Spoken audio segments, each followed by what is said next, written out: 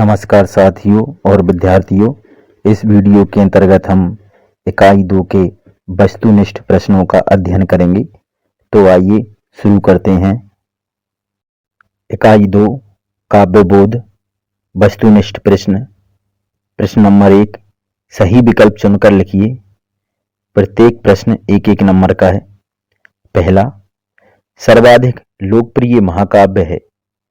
तो सर्वाधिक लोकप्रिय महाकाव्य इनमें से रामचरितमानस है। तो का इसका उत्तर हुआ रामचरितमानस। दूसरा, रामचरितमानस महाकाव्य के रचयिता हैं। तो रामचरितमानस महाकाव्य के रचयिता तुलसीदास हैं। का तुलसीदास इसका उत्तर हुआ। अगला तीसरा प्रश्न है, रौद्र रस का स्थायी भाव होगा। तो रौद्र रस का स्थायी भाव क्रोध होता है। तो गा क्रोध इसका उत्तर हुआ। अगला चौथा प्रश्न है, दोहा छंद में मात्राएं होती हैं। तो दोहा छंद के विषम चरणों में 13-13 और सम चरणों में 11-11 मात्राएं होती हैं। तो विषम चरण अर्थात पहली चरण और सम चरण अर्थात दूसरे चरण, इन दोनों में 13 और 11 मात्रा मिलाकर 24 मात्राएं हुई। तो घा 24 इसका उत्तर हुआ। चौपाई छंद प्रकार है। तो चौपाई छंद इनमें से मात्रिक छंद है। तो का मात्रिक छंद इसका उत्तर हुआ। अगला प्रश्न है, श्रृंगार रस का स्थायी भाव है। तो श्रृंगार रस का स्थायी भाव रति है। तो खा रति इसका उत्तर हुआ।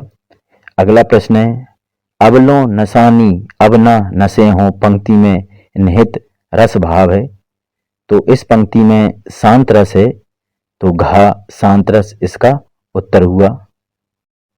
इसी प्रकार अगला 8वां प्रश्न है, रस के अंग या अवयव माने गए हैं। तो रस के अंग या अवयव 4 माने गए हैं। तो गा 4 इसका उत्तर हुआ। रस के अंग होते हैं स्थायी भाव, विभाव, अनुभाव और संचारी भाव। इस तरह 4 अंग हुए।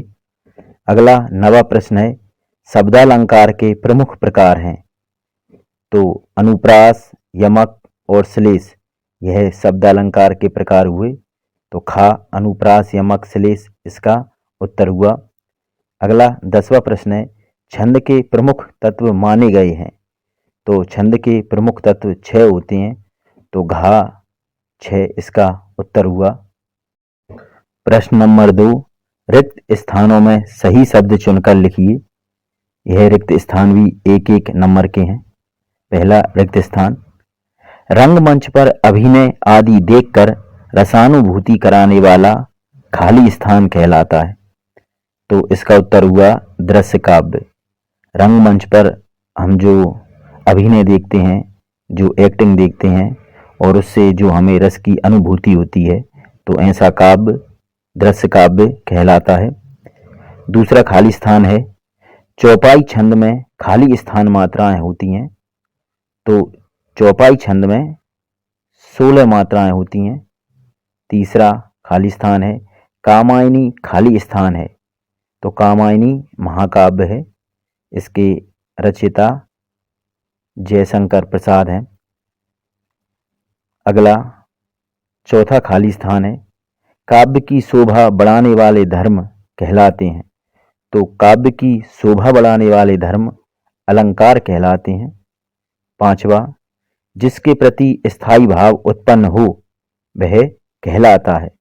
तो जिसके प्रति स्थायी भाव उत्पन्न होता है वह आलम्बन कहलाता है। तो आलम्बन इसका उत्तर हुआ।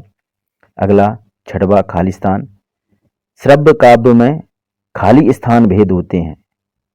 तो श्रव्य काव्य के 3 भेद होते हैं। अगला प्रश्न नंबर 7, रमणीयार्थ प्रतिपादकः शब्दः काव्यम खाली स्थान की परिभाषा है। तो यह परिभाषा पंडित राज जगन्नाथ की है, मगर यहाँ विकल्प में हमको पंडित राज जगन्नाथ दिए ही नहीं है, आचार्य विश्वनाथ और भरत मुनि दिए हैं। और आपकी प्रश्न बैंक की उत्तरमाला में इसका उत्तर भरत मुनि दिया गया है। अगला 8वां प्रश्न है, रश्मि रथी खंड काव्य खाली स्थान की रचना है। तो रश्मि रथी खंड काव्य कवि दिनकर की रचना है। इसी प्रकार अगला 9वां प्रश्न है, जिस काव्य में अगले व पिछले गद्यों का पारस्परिक संबंध ना हो उसे खाली स्थान कहा जाता है। तो ऐसे काव्य को मुक्तक काव्य कहा जाता है, क्योंकि मुक्तक काव्य में आगे पीछे के पदों का आपस में संबंध नहीं होता, जबकि प्रबंध काव्य में यह संबंध होता है, क्योंकि कहानी इन्हीं छंदों के माध्यम से आगे बढ़ती है, तो हम इनको आगे पीछे नहीं कर सकते। छंदों का आगे पीछे के छंदों से एक संबंध होता है। प्रश्न नंबर 3, सही जोड़ी बनाकर लिखिए। यह सही जोड़ी भी एक एक नंबर की हैं। पहली सही जोड़ी, पृथ्वीराज रासो। तो पृथ्वीराज रासो एक महाकाव्य है, तो पहले का मिलेगा खा महाकाव्य से। दूसरा, संचारी भावों की संख्या। तो संचारी भावों की संख्या 33 होती है, तो दूसरा मिलेगा का से 33। तीसरा, महाकाव्य। तो इनमें से महाकाव्य रामचरितमानस है, तो तीसरा मिलेगा णा से रामचरितमानस। चौथा, शांत रस का स्थायी भाव है। तो शांत रस का स्थायी भाव निर्वेद है, तो ये चौथा मिलेगा गा निर्वेद से। अगला, पंचवटी। तो पंचवटी एक खंड काव्य है, तो पांचवा पंचवटी मिलेगा घा खंड काव्य से। दूसरी सही जोड़ी, जिन कारणों से स्थायी भाव उद्दीप्त होता है। तो जिन कारणों से स्थायी भाव उद्दीप्त होता है उन्हें उद्दीपन कहते हैं। तो पहला मिलेगा खा उद्दीपन से। दूसरा, नायक नायिका मिलन। तो नायक नायिका के मिलन में श्रृंगार रस होता है, तो दूसरा मिलेगा घा श्रृंगार रस से। अगला, हिंदी का सबसे अधिक लोकप्रिय महाकाव्य। तो हिंदी का सबसे अधिक लोकप्रिय महाकाव्य रामचरितमानस है, तो तीसरा मिलेगा णा रामचरितमानस से। चौथा, रागात्मकता की प्रधानता वाला मुक्तक। तो रागात्मकता की प्रधानता वाला मुक्तक गे मुक्तक होता है, तो चौथा मिलेगा गा गे मुक्तक से। इसी प्रकार साकेत। साकेत मैथिली शरण गुप्त की रचना है, तो पांचवा साकेत मिलेगा का मैथिली शरण गुप्त से। अगला प्रश्न 4, एक वाक्य में उत्तर लिखिए। यह भी एक एक अंक के प्रश्न है। पहला, नायक के संपूर्ण जीवन का चित्रण किस काव्य में मिलता है? उत्तर, नायक के संपूर्ण जीवन का चित्रण महाकाव्य में मिलता है। दूसरा, जिस काव्य में एक ही सर्ग होता है उसे क्या कहते हैं? उत्तर, जिस काव्य में एक ही सर्ग होता है उसे खंड काव्य कहते हैं। तीसरा, आश्रय के चित्त में उत्पन्न होने वाले अस्थिर मनोविकारों को क्या कहते हैं? तो आश्रय के चित्त में उत्पन्न होने वाले अस्थिर मनोविकारों को संचारी भाव कहते हैं। चौथा, जहां नायक नायिका के विरह का वर्णन है वहां कौन सा रस होगा? उत्तर, जहां नायक नायिका के विरह का वर्णन है वहां वियोग श्रृंगार रस होगा। अगला 5वां प्रश्न है, स्थायी भाव जागने या उद्दीप्त होने पर आश्रय की शारीरिक चेष्टाएं क्या कहलाती हैं? उत्तर, स्थायी भाव जागने या उद्दीप्त होने पर आश्रय की शारीरिक चेष्टाएं अनुभाव कहलाती हैं। जब रस जागता है और आश्रय जो शारीरिक हरकतें करता है वह सब अनुभाव कहलाती हैं। अगला 6वां प्रश्न है, वर्ण मात्रा यति आदि से नियोजित शब्द रचना को क्या कहते हैं? उत्तर, वर्ण मात्रा यति आदि से नियोजित शब्द रचना को छंद कहते हैं। अगला 7वां प्रश्न, स्थायी भावों के उत्पन्न होने के कारणों को क्या कहते हैं? उत्तर, स्थायी भावों के उत्पन्न होने के कारणों को विभाव कहते हैं। अगला 8वां, वात्सल्य रस के अलावा रसों की संख्या कितनी मानी गई है?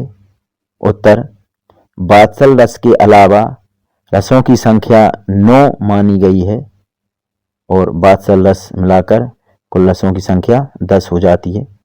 अगला 9वां प्रश्न, श्री कृष्ण के सुन वचन अर्जुन क्रोध से जलने लगे में कौन सा रस विद्यमान है?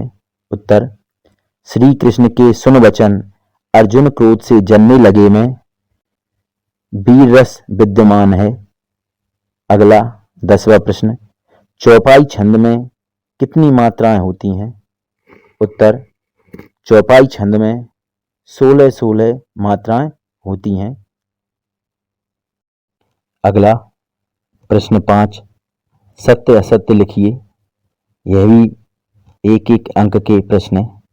पहला, प्रबंध काव्य में पूर्वापर संबंध नहीं होता, तो इसका उत्तर गलत है, क्योंकि प्रबंध काव्य में पूर्वापर संबंध होता है, अर्थात छंदों के क्रम का संबंध होता है, छंदों में आगे पीछे संबंध रहता है। दूसरा, अस्थिर मनोविकारों को स्थायी भाव कहते हैं, तो इसका उत्तर भी गलत है, क्योंकि अस्थिर मनोविकारों को संचारी भाव कहते हैं। अगला तीसरा, विभाव अनुभाव एवं संचारी भाव के संयोग से रस निष्पत्ति होती है, तो इसका उत्तर सत्य है, क्योंकि जब यह मिलते हैं तो रस उत्पन्न होता है। अगला चौथा, करुण रस का स्थायी भाव शोक है, तो इसका उत्तर भी सत्य है, करुण रस का स्थायी भाव शोक ही है। अगला 5वां, अनुराग तड़ाक में भानु उदयी में उपमा अलंकार है, तो इसका उत्तर गलत है, क्योंकि इसमें रूपक अलंकार है। अगला 6वां, रामचरितमानस का प्रमुख छंद चौपाई है, तो इसका उत्तर सत्य है, रामचरितमानस का प्रमुख छंद चौपाई ही है। अगला 7वां, बीभत्स रस का स्थायी भाव जुगुत्सा या घृणा है, तो इसका उत्तर भी सत्य है, क्योंकि बीभत्स रस का स्थायी भाव जुगुत्सा या घृणा ही है। अगला 8वां, श्रृंगार रस का स्थायी भाव रति है, तो इसका उत्तर भी सत्य है, श्रृंगार रस का स्थायी भाव रति है। अगला 9वां, खंड काव्य मुक्तक काव्य का एक भेद है, तो इसका उत्तर गलत हुआ, क्योंकि खंड काव्य प्रबंध काव्य का एक भेद है। अगला 10वां, महाकाव्य प्रबंध काव्य का एक भेद है, तो इसका उत्तर सत्य है, महाकाव्य प्रबंध काव्य का एक भेद है।